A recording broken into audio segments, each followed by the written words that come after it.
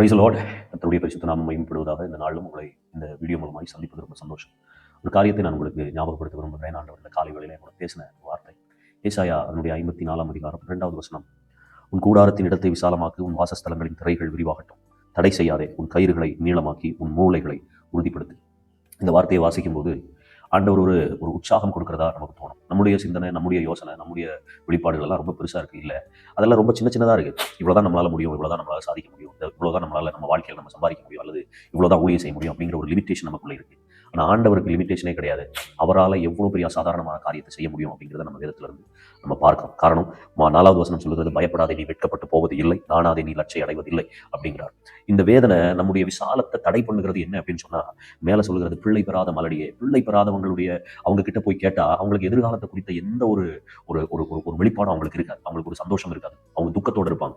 ஆனா ஆண்டவர் சொல்லுகிறார், எதுவுமே இல்லை, நீ மலடியை போல இருக்கிறியா, பிள்ளையற்றவளை போல இருக்கிறியா, கணவன் இல்லாதவளை போல இருக்கிறியா, நீ தைரியமாறு, நீ உன்னுடைய எண்ணங்களை, உன்னுடைய நினைவுகளை, சிந்தனைகளை விசாலமாக்கு, பெரிதானவைகளை சிந்திங்க. கர்த்தர் பெரிய காரியங்கள் உங்க வாழ்க்கையில செய்ய போகிறார்.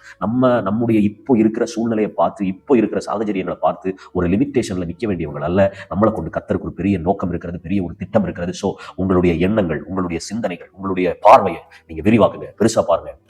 ஆண்டவர்கிட்ட எப்பயுமே சின்னதா நீங்க எதிர்பார்க்காதீங்க. ஆண்டவருடைய சமூகத்துல நீங்க கேட்கும்போது பெஸ்டானதா, விசாலமானதா நீங்க சிந்திங்க. இன்றைக்கு காலையில நான் உங்களுக்கு ஒன்று சொல்லுகிறேன், கர்த்தருக்குள்ள உண்மையா இருந்து, உண்மையான இருதயத்தோட நீங்க எதை கேட்டாலும் கர்த்தர் செய்வார். அதனால நீங்க சாதாரணமான ஒண்ணு அல்ல, விசாலமானவைகளை நீங்கள் சிந்தித்து அதை கேளுங்க. கர்த்தர் நிச்சயமா உங்க வாழ்க்கையில அதை செய்வார்.